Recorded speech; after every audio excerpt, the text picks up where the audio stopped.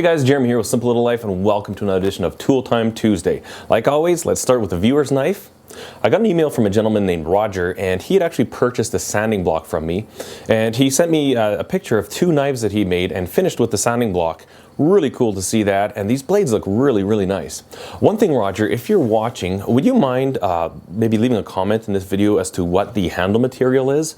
Really great looking stuff. I'm not exactly sure what that material is, but I really like the look of it. Those blades look fantastic. Excellent job. And thank you for sending me your picture.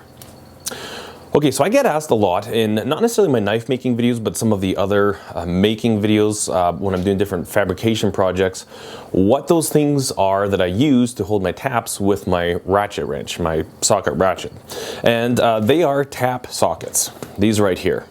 We're gonna set them up on the table. I'll show you exactly how they work and some of the advantages. When you're doing any type of metal fabrication and any building, even for some simple DIY projects, a set of taps and dies, taps more than dies, but a set of taps is very useful because you can put threads in a hole wherever you want them to, rather than having to weld on a nut or use some other means of fastening.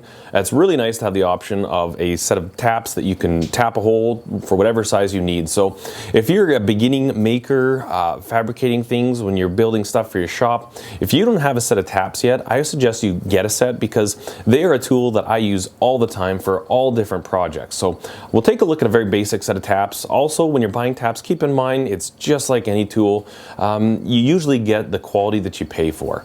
There's nothing wrong with the very inexpensive low price sets, but they are going to break very often on you, and you really have to be careful. That's not to say that if you buy good SKF or Dormer taps that they'll never break, but they are made far better. And having used both cheap taps and expensive taps a lot, I can say hands down it is well worth the extra money to buy a good set of taps.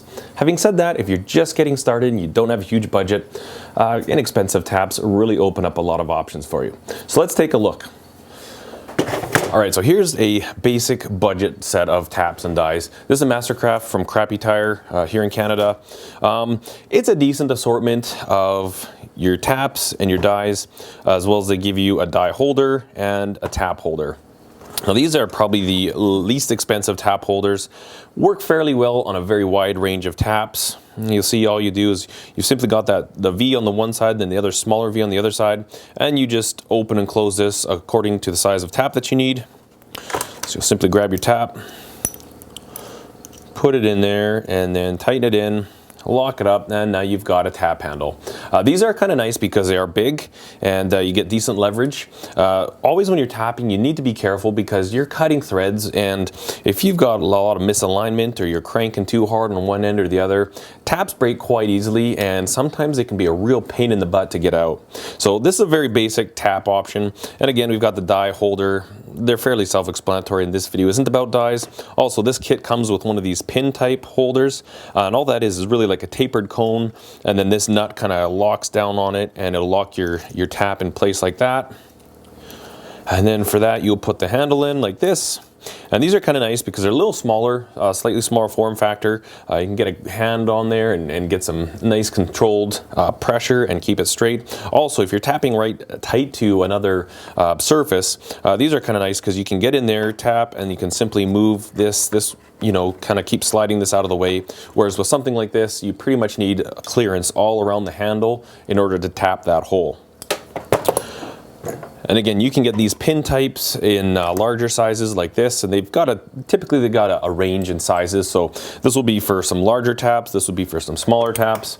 And then one other style that's similar to this is these ratcheting tap handles. They work the same way. They've got the little square holder in there, and that is on a little tapered sleeve, and as you tighten it up, it locks the tap in place. I really like these because, well, they ratchet. Right here I've got it locked in the center position, so it'll work just like any other one of these pin type tap holders, pin vise style. And also you can turn it forward and you can ratchet it in and then reverse and ratchet it out. These save a lot of time when you're tapping holes and really handy. One of the faster ways to do it by hand, if you've got a lot of holes, you want to look at getting a power tapping head. I don't have one, I don't ever do that many holes, but those are really nice to have as well. And lastly, we've got these tap sockets. Now this is what I keep getting asked a lot of questions about, and I bought these on the Snap-on truck. I believe they're made by Blue Point. I believe they're branded Blue Point. I'm not sure. But I've got the 2 sets. For pricing, I'm not entirely sure, but I believe that this small set was $80 and for the small sizes, and the large size was $50. I might be wrong about that, but it's in the ballpark there anyways. The way these work is you've got all these different sizes that are numbered, like this is a number 1 and I've got up to number 11, and they've got the hole for your tap, the shank of your tap to go into. They've got a little square spot machined in there. Let's see if we can get a close look up there, and that accepts the drive portion, the square drive on your tap, and then also right on the inside they've got an O-ring, a rubber O-ring, and that just helps center the tap within that socket, as well as provide some cushion, and it actually holds it in place so that it's not always falling out on you.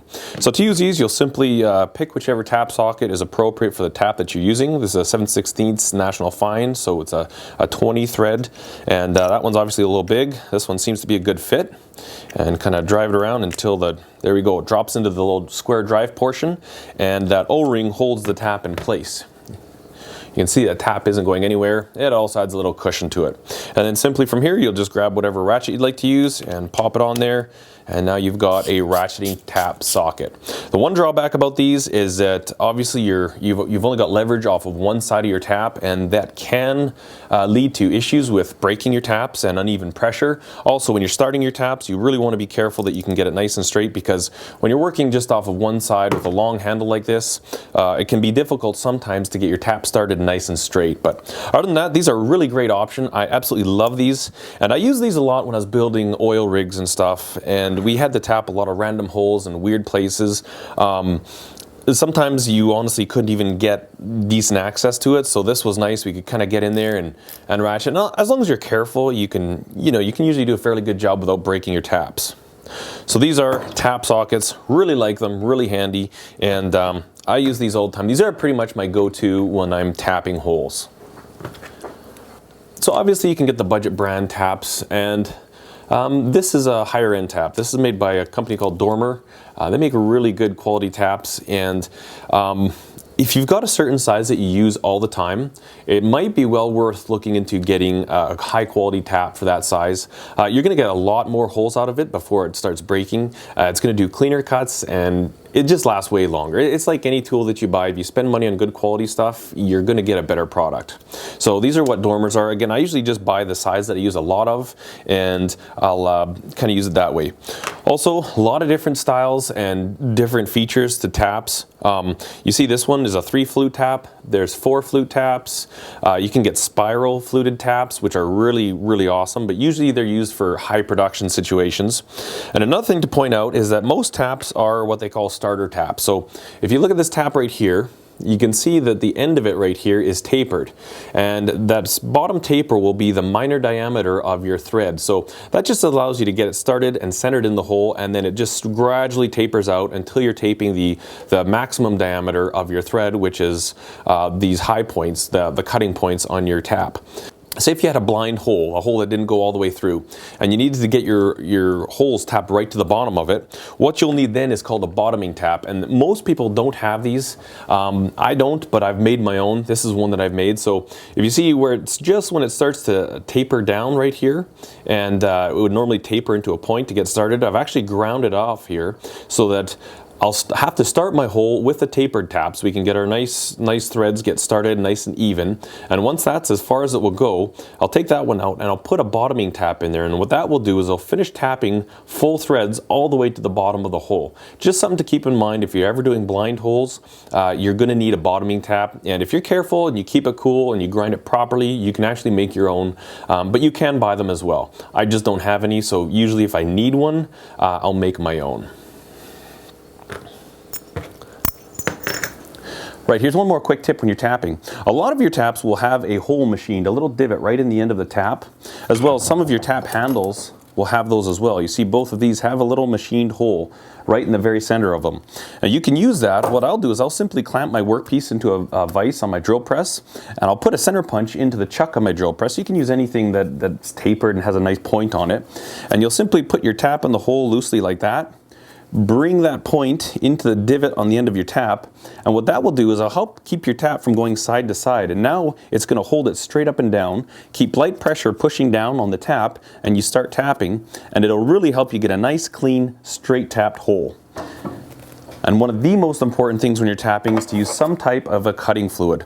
I use Rapid Tap by Relton. This is designed for tapping and drilling applications, but really you guys use WD-40 and that works great as well. 3-in-1 oil, really any type of oil, even old motor oil is better than nothing. Vegetable oil.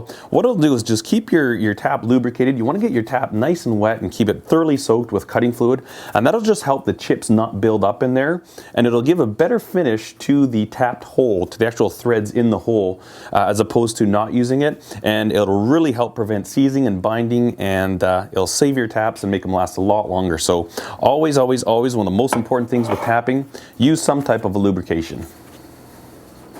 All right, so there's a real quick look at taps and the ways you can hold taps and drive taps, and more specifically, the tap sockets that I've been asked quite a bit about.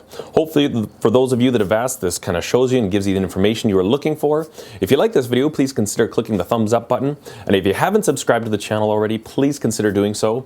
Once I reach 50,000 subscribers, I'm going to do another giveaway. I haven't released any information about that, but that will be coming in the next week or two. Thanks for watching the video, guys. Cheers.